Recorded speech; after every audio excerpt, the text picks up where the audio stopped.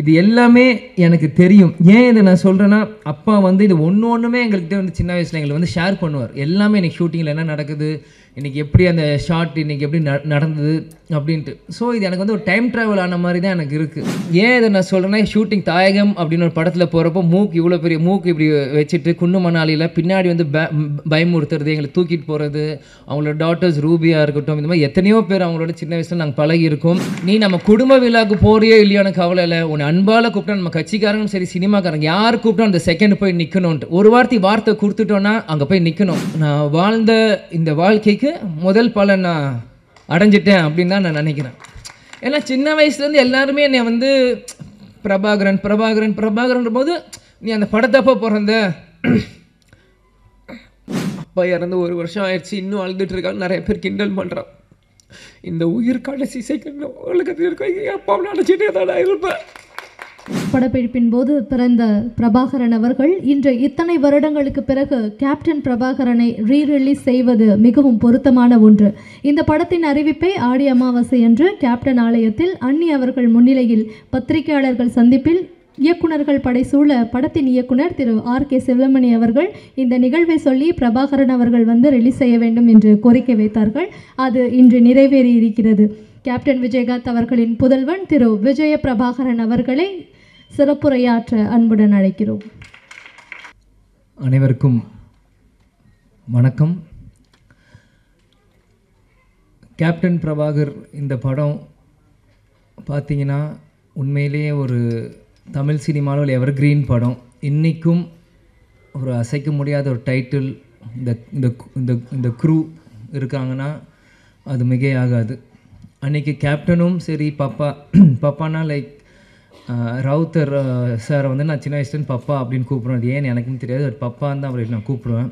அது பாப்பான்றது வந்து சின்ன வயசில் பப்பாவாக மாறிடுச்சு எனக்கு தெரியல, அதனால் அதை அப்பான்னு தான் அவரை நான் கூப்பிடுவேன். ஸோ கேப்டனும் ராவுத்தர் பாப்பாவும் 2 பேரும் ஒரு மிகப்பெரிய ஒரு படத்தை உருவாக்குறதுக்கு முக்கியமான காரணமாக இருந்த செல்வமணி சாரும் இந்த நேரத்தில் நான் சொல்லிக்கிறேன். இந்த கேப்டன் பிரபாகரன் நீங்கள் பார்த்தீங்கன்னா இது கேப்டனோட 100வது படம். ஆனால் கேப்டன் மறைந்து ரீரிலீஸ் ஆகி இது கேப்டனோட முதல் படமாக நம்ம எல்லாருமே அதை கொண்டாடணும். கேப்டன் நடித்தது 156 படம், அதில் 100வது படம் கேப்டன் பிரபாகரன் தான் இது முதல் படம். இதே மாதிரி இன்னும் அவர் நடித்த 150 படத்துக்கு மேலேயும் இனி ஒரு வருஷம் அதை ரீரிலீஸ் பண்ணி இப்போ இருக்க யங்ஸ்டர்ஸ்க்கும் இப்போ இருக்க ஜென்ரேஷன் அந்த மாதிரி ஜென்சி கிட்ஸ் அப்படின்னு சொல்கிற மாதிரி இப்போ இருக்க ஜென்ரேஷன்ஸ்க்கு அன்றைக்கி கோல்டன் பீரியடில் சினிமா இன்றைக்கி வந்து டிஜிட்டலாக இருக்குது. அன்றைக்கி ரீல் காலத்தில் ரீல்ஸ் செல்வமணி சார் சொன்ன மாதிரி அன்றைக்கி எப்படிலாம் கஷ்டப்பட்டு இந்த மாதிரி ஒரு படைப்பை உருவாக்கணும் அவங்க இன்னி இருக்க ஜென்ரேஷன்ஸ்க்கும் ஃபிலிம் இன்ஸ்டியூட் ஸ்டூடெண்ட்ஸ்க்கும் இது ஒரு கேஸ் ஸ்டடி மாதிரி இந்த படங்கள் ரீரிலீஸ் பண்ணும்போது தான் அப்பற்பட்ட 80s 90s அந்த இருக்க டைரக்டர்ஸ் ப்ரொடியூசர்ஸில் எப்படிலாம் கஷ்டப்பட்டு ஒரு படத்தை எடுத்தாங்களோ இப்போ இருக்க யங்ஸ்டர்ஸ்க்கு அது நிச்சயமாக அது புரியும். இன்றைக்கி இந்த கமலா சினிமாவிலேருந்து நம்ம பேசிகிட்டு இருக்கோம். வரும்போது முதல்ல அந்த கமலா தேட்டர் ஓனர் வந்து நீங்கள் வெல்கம் டு கமலா அப்படின்னு சொன்னார். சின்ன வயசுலேருந்து கேப்டன் படங்கள் எத்தனையோ படங்கள் கமலா தேட்டரில் விசில் அடித்து நான் பார்த்துருக்கேன். ஞாபகம் இந்த தேட்டர் எனக்கு கொடுக்குது. பிறகு ராவுத்தர் பப்பாவும் கேப்டனும் எப்படிலாம் ஒரு ஃப்ரெண்ட்ஷிப்பாக இருந்து பல படங்கள் அவங்க தயாரித்தாங்க. அதில் 60-70% எல்லாமே மிகப்பெரிய ஒரு ஹிட் அந்த படங்கள் எல்லாமே. அதே மாதிரி பார்த்தீங்கன்னா கேப்டன் பிரபாகர் டெக்னீஷியன்ஸ் அப்படின்னு பார்த்தீங்கன்னா இன்றைக்கி இவங்க எல்லாருமே சினிமாவின் ஜாம்பவான்களாக இருக்காங்க. நம்ம எல்லாருமே ஒரு டைம் ட்ராவல் பண்ணி ஒரு 34 இயர்ஸ் முன்னாடி போவோம். இன்றைக்கி எப்படி அவங்களாம் அன்றைக்கி இருந்திருப்பாங்களோ இன்றைக்கி அதே வேகத்தை அதே உத்வேகத்தோடு தான் ஒவ்வொருத்தவங்க பேசும்போது அவங்க நான் கண்ணிலையும் அவங்க இதில் நான் பார்த்தேன்.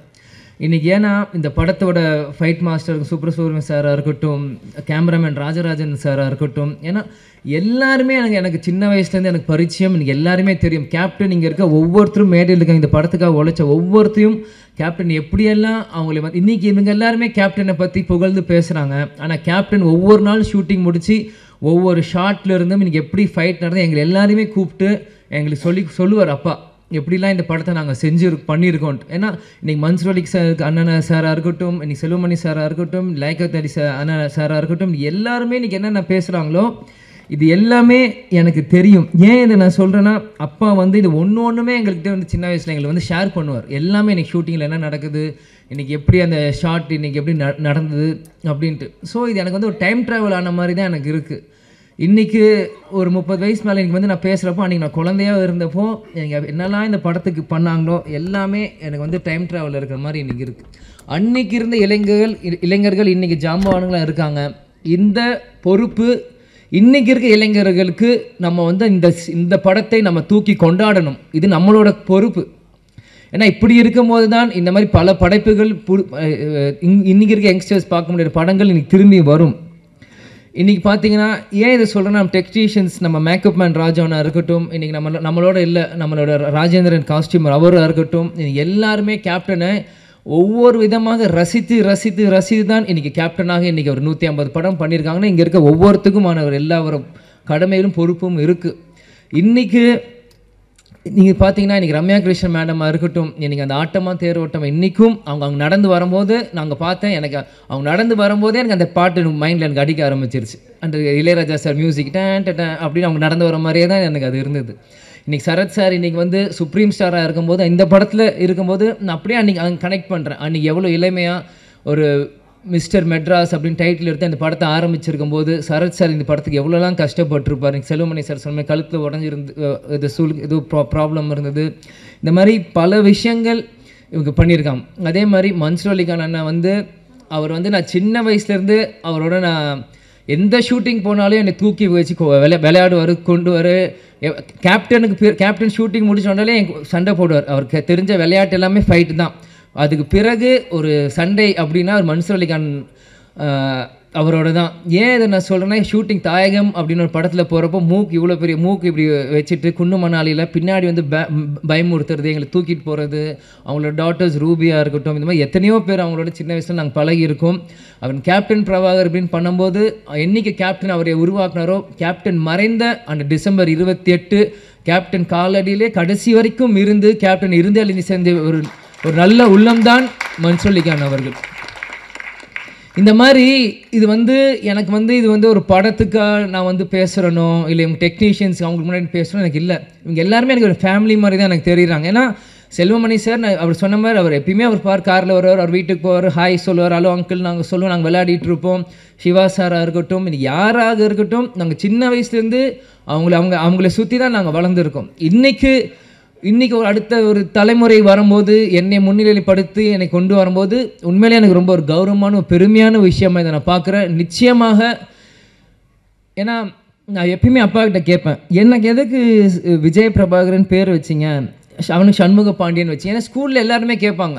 அப்போ இருக்கும்போது ஸ்கூலில் படிக்கும்போது what is your father's surname last நேம்ன்றபோது விஜய் பிரபாகர் அப்படின்னு நான் சொல்லுவேன்.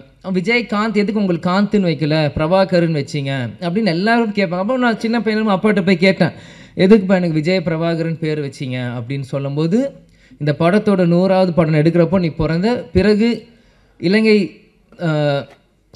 விடுதலை புலி பிரபாகர் அவர் நினைவாக உனக்கு நான் இந்த பேரை வச்சேன் அப்படின்னாரு. ஆனால் இந்த பேர் உனக்கு இப்போ வச்சது உனக்கு புரியாது, நான் நாளைக்கு இல்லைனாலும் இந்த பேர் சொல்லி உன்னை உயர்த்தும் அப்படின்னாரு. எனக்கு சின்ன வயசாக இருக்கும்போது அது எனக்கு பெருசாக எனக்கு புரியல.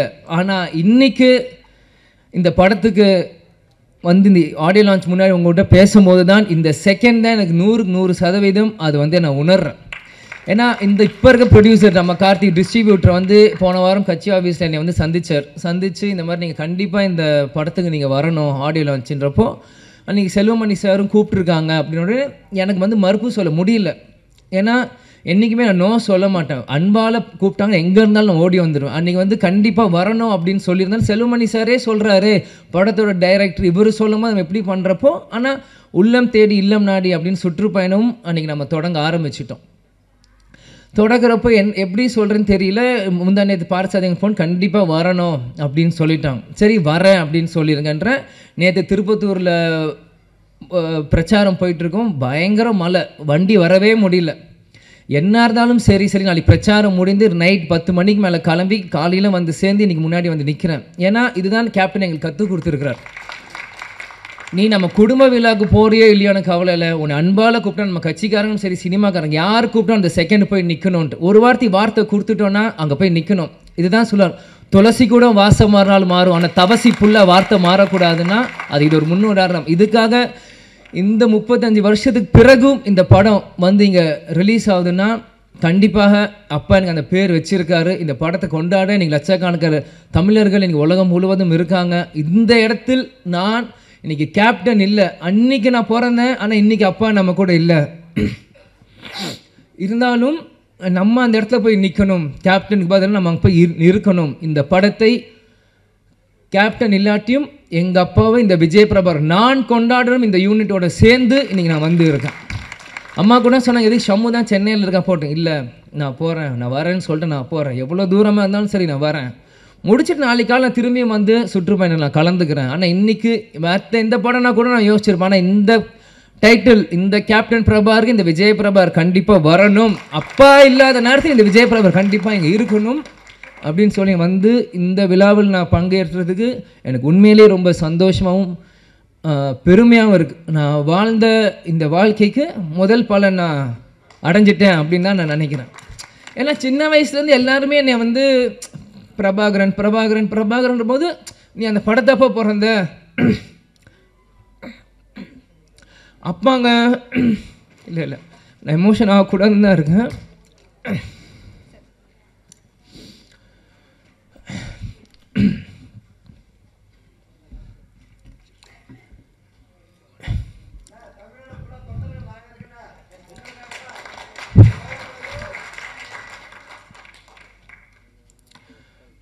கேப்டன் எங்கேயும் போல நம்மளோட தான் இருக்கார். இவ்வளோ நேரம் நம்ம எல்லாரும் பேசினாங்களே, இதுதான் கேப்டன். கேப்டன் எல்லார் உள்ளத்துலேயும் இருக்கார்.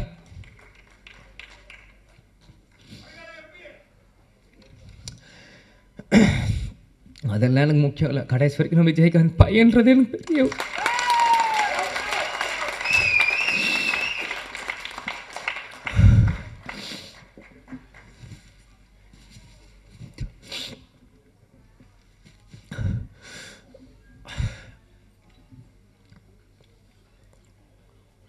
ஏன்னா சிங்கம் புலி என்ன சொன்ன மாதிரி தான் தமிழ்நாடு ஒரு நல்ல தலைவரை இழந்தது.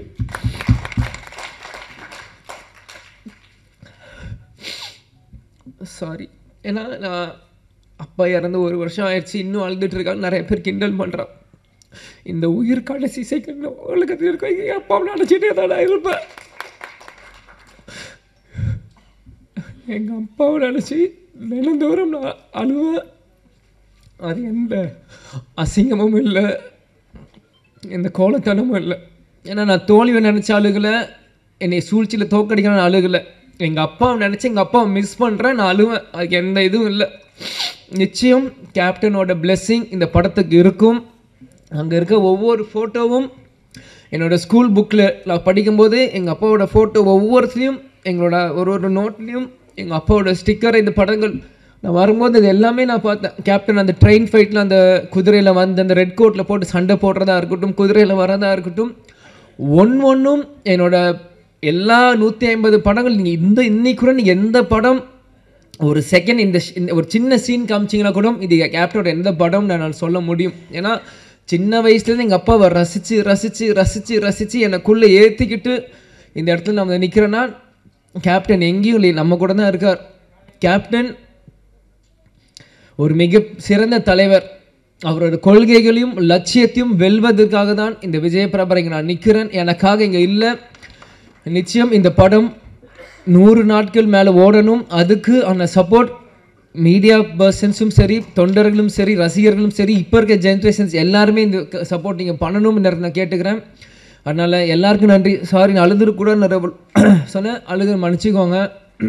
அதே மாதிரி இவ்வளோ நேரம் மீடியா பர்சன்ஸ் இருந்தீங்க, 11 ஆச்சு. உங்களுக்கும் இந்த நேரத்தில் என் நன்றியை நான் தெரிவித்துக் கொள்கிறேன். குரூக்கும் நன்றி. நன்றி, வணக்கம். Thank you. Thank you so much sir. வாழ்த்துக்கள்.